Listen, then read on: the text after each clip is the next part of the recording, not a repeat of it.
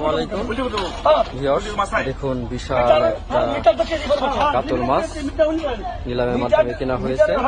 কাতল মাছটার স্কেল করা হচ্ছে, দেখুন আসলে স্কেল করা হচ্ছে। দেখুন কয় কেজি আছে টোটালে